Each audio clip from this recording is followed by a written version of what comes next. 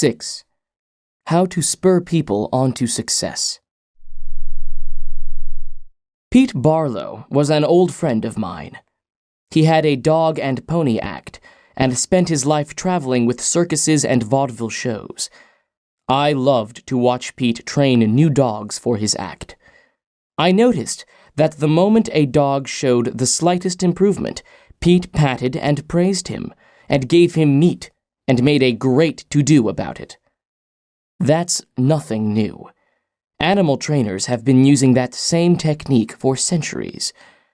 Why, I wonder, don't we use the same common sense when trying to change people that we use when trying to change dogs? Why don't we use meat instead of a whip? Why don't we use praise instead of condemnation? Let us praise even the slightest improvement. That inspires the other person to keep on improving. In his book, I Ain't Much, Baby, But I'm All I Got, the psychologist Jess Lair comments, "Praise is like sunlight to the warm human spirit. We cannot flower and grow without it, and yet, while most of us are only too ready to apply to others the cold wind of criticism, we are somehow reluctant to give our fellow the warm sunshine of praise. I can look back at my own life and see where a few words of praise have sharply changed my entire future. Can't you say the same thing about your life? History is replete with striking illustrations of the sheer witchery of praise. For example, many years ago, a boy of 10 was working in a factory in Naples. He longed to be a singer, but his first teacher discouraged him. "You can't sing," he said.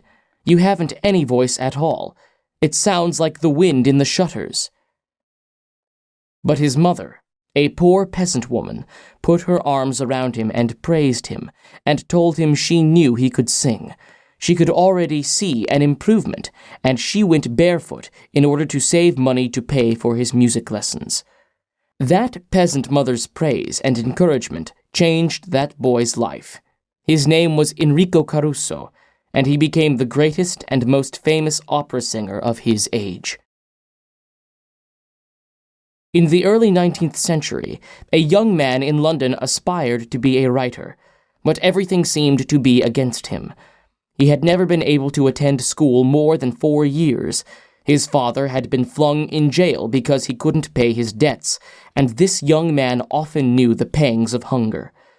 Finally, he got a job pasting labels on bottles of blacking in a rat-infested warehouse, and he slept at night in a dismal attic room with 2 other boys, gutter snipes from the slums of London. He had so little confidence in his ability to write that he sneaked out and mailed his first manuscript in the dead of night so nobody would laugh at him. Story after story was refused. Finally, the great day came when one was accepted. True, he wasn't paid a shilling for it, but one editor had praised him. One editor had given him recognition. He was so thrilled that he wandered aimlessly around the streets with tears rolling down his cheeks. The praise, the recognition that he received through getting one story in print changed his whole life, for if it hadn't been for that encouragement, he might have spent his entire life working in rat-infested factories. You may have heard of that boy. His name was Charles Dickens. Another boy in London made his living as a clerk in a dry goods store. He had to get up at 5 o'clock, sweep out the store, and slave for 14 hours a day. It was sheer drudgery, and he despised it. After 2 years, he could stand it no longer, so he got up one morning and, without waiting for breakfast, tramped 15 miles to talk to his mother, who was working as a housekeeper. He was frantic. He pleaded with her. He wept. He swore he would kill himself if he had to remain in the shop any longer. Then he wrote a long, pathetic letter to his old schoolmaster, declaring that he was heartbroken, that he no longer wanted to live. His old schoolmaster gave him a little praise, and assured him that he was really very intelligent and fitted for finer things, and offered him a job as a teacher. That praise changed the future of that boy and made a lasting impression on the history of English literature. For that boy went on to write innumerable best-selling books and made over $1 million with his pen. You've probably heard of him. His name, H.G. Wells. Use of praise instead of criticism is the basic concept of B.F. Skinner's teachings. This great contemporary psychologist has shown by experiments with animals and with humans that when criticism is minimized and praise emphasized, the good things people do will be reinforced and the poorer things will atrophy for lack of attention. John Ringlespaw of Rocky Mount, North Carolina, used this in dealing with his children. It seemed that, as in so many families, Mother and Dad's chief form of communication with the children was yelling at them. And, as in so many cases, the children became a little worse rather than better after each such session. And so did the parents. There seemed to be no end in sight for this problem. Mr. Ringlespaw determined to use some of the principles he was learning in our course to solve this situation. He reported, "We decided to try praise instead of harping on their faults. It wasn't easy when all we could see were the negative things they were doing. It was really tough to find things to praise.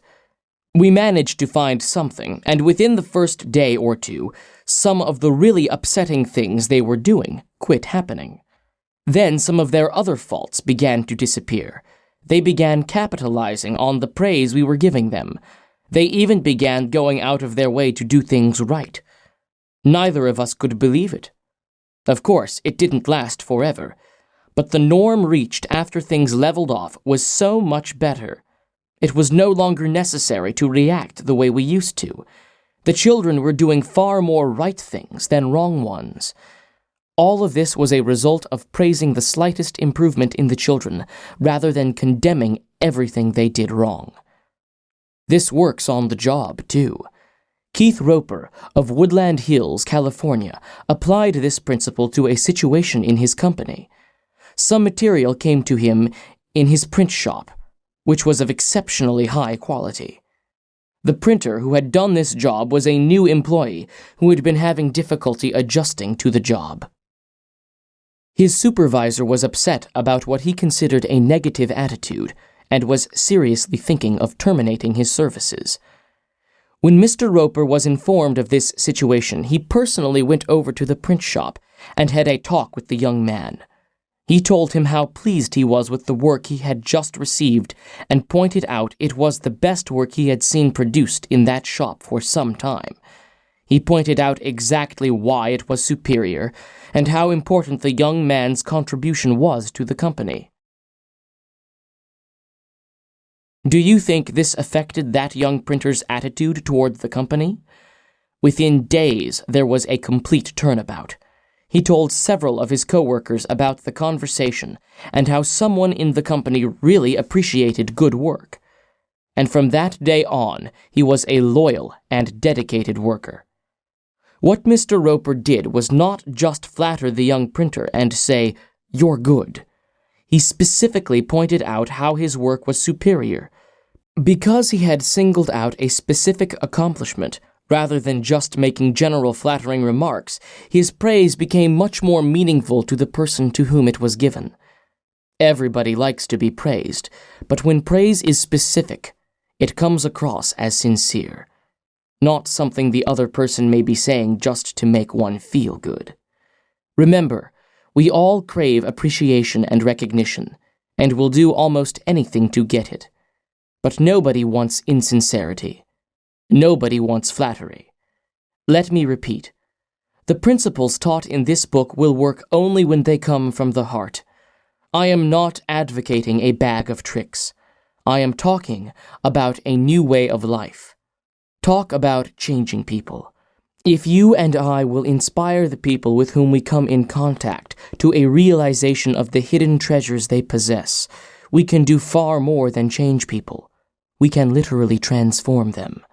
Exaggeration? Then listen to these sage words from William James, one of the most distinguished psychologists and philosophers America has ever produced. Compared with what we ought to be, we are only half awake. We are making use of only a small part of our physical and mental resources. Stating the thing broadly, the human individual thus lives far within his limits. He possesses powers of various sorts which he habitually fails to use. Yes, you who are reading these lines possess powers of various sorts which you habitually fail to use, and one of these powers you are probably not using to the fullest extent is your magic ability to praise people and inspire them with a realization of their latent possibilities. Abilities wither under criticism. They blossom under encouragement. To become a more effective leader of people, apply Principle 6. Praise the slightest improvement and praise every improvement. Be hearty in your approbation and lavish in your praise.